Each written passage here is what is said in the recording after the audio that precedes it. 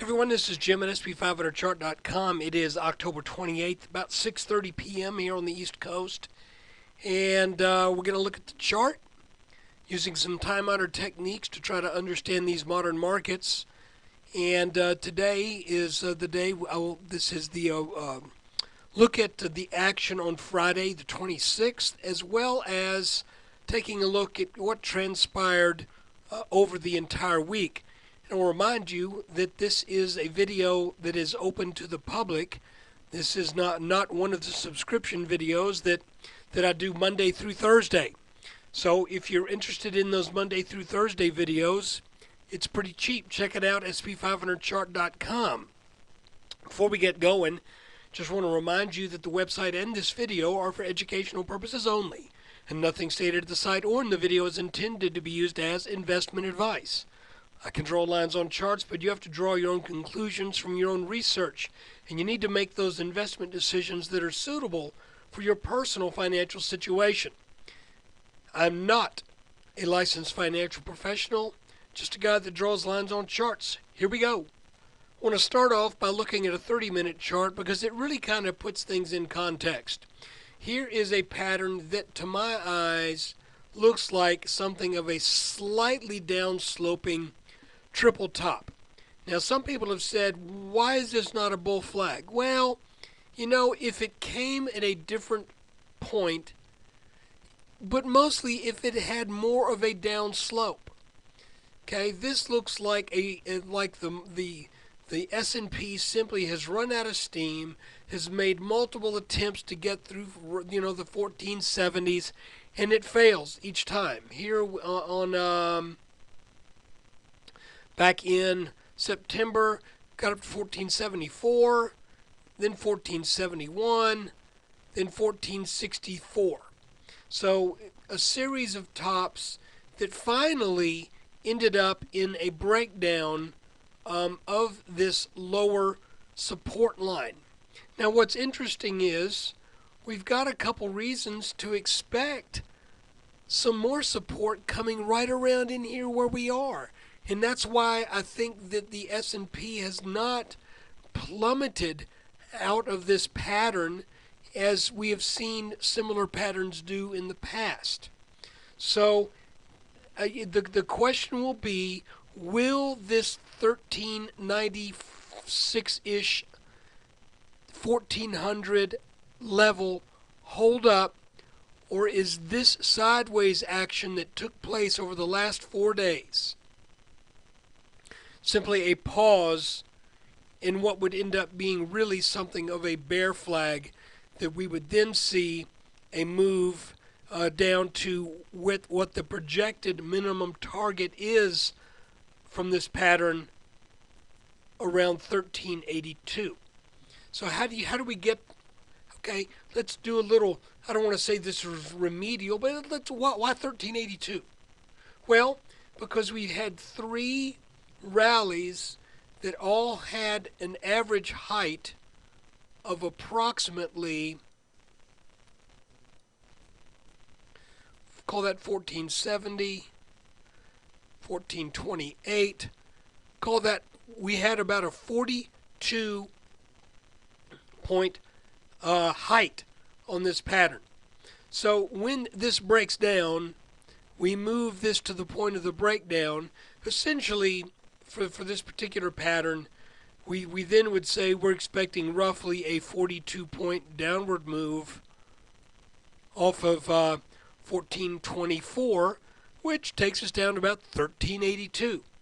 Now, if this pattern were taller, then I tend to opt for, rather than the arithmetic method of saying that this is 42 points tall,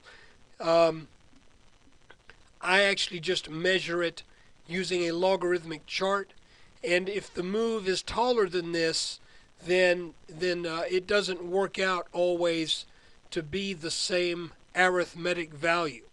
In other words, if we were looking at a stock here that instead of an index being in the 1450s, if we were looking at a stock that was 145, and we had a 42 point tall pattern and it broke down, then I would not expect necessarily a 42-point move from the point of the breakdown.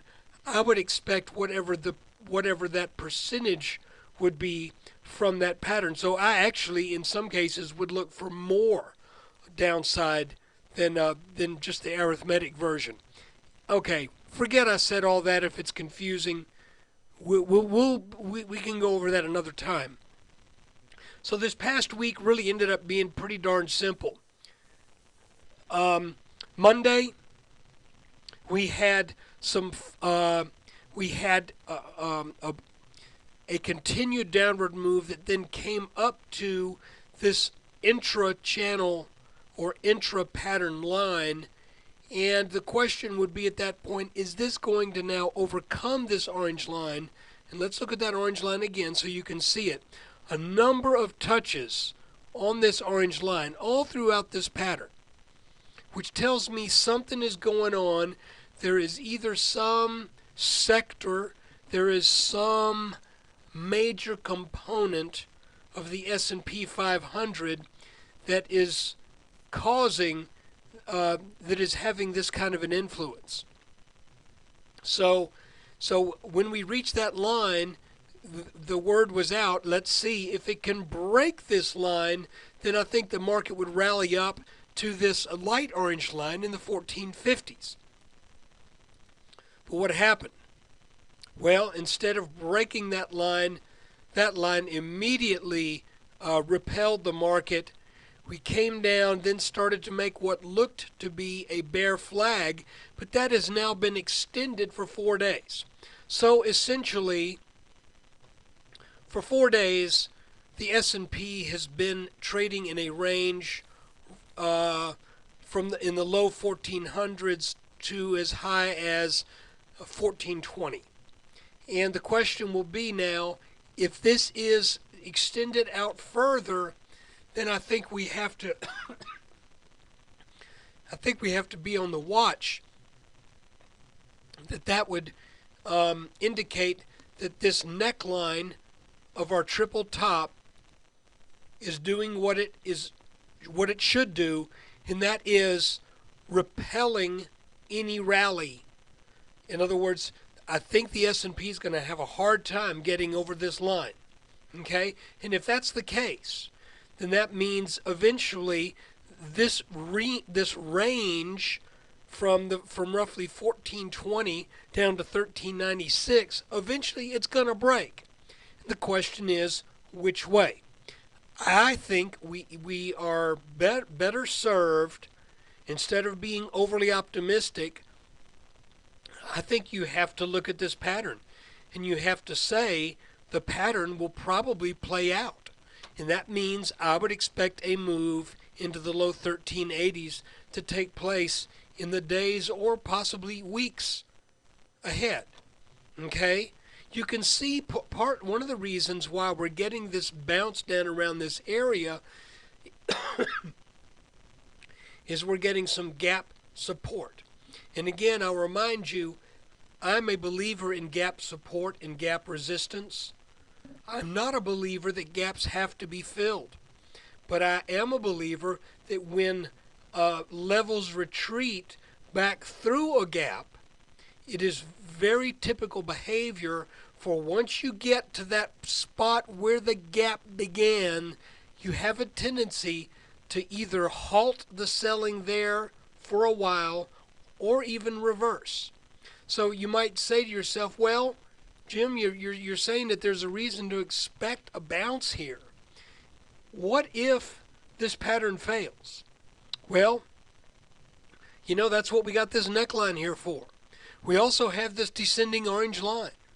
And I would say at this point, if the market were to rally and power through both this descending orange line and this neckline from the triple top, then I think that the market has a chance of heading back up for another go at these levels, probably, in the 1450s or as high as 1460.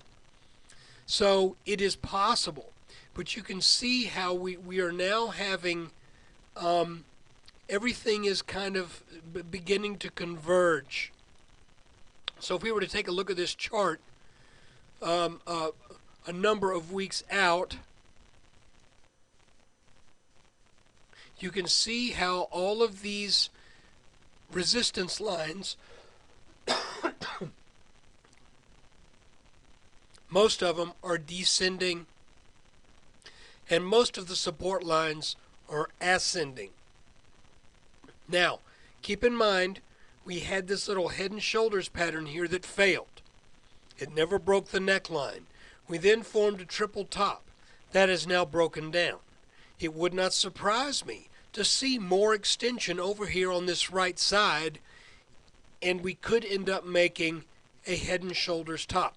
We've seen this before on a daily chart. If you go back to the last time we had a head and shoulders top, we had the left shoulder, then we had the head with a triple top, then we had the right shoulder, then we had serious selling. Look back to 2011. We had a left shoulder. We had a head that was also a head and shoulders top. In other words, there was a neckline that was interior to this head and shoulders pattern back in 2011. Then we had a break of the neckline and a serious sell-off. It would not surprise me if we see something similar to this take place. Sorry, had to take that phone call. It was my wife. So anyway, you can see we were talking about these topping patterns and how we could be in the process of making another one right here. And if it gets a little larger, then that means what comes out of it is probably going to be a little bit more, quote, meaningful. And if we go back to an hourly chart, if this were to be a head and shoulders top, and I've been talking about it for a while, the next area of support, if we get down through this 1390s level, really the next area of where I see support is way down in the 1320s. So just a quote, coincidentally, if this is a head and shoulders pattern, then this would likely be very close to the measured result, minimum downside target. And surprise, surprise, where does that point to? Right down to these areas where we would expect some support. Now, keep in mind, until a pattern is confirmed, it's nothing.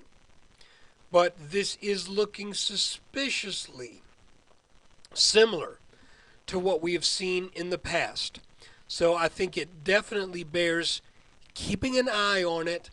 And the main thing here is once wherever this sell-off ends and we get a serious move upwards, could be this week, could be in a couple weeks, could be tomorrow, but wherever the market reverses now and really comes back up, let's say to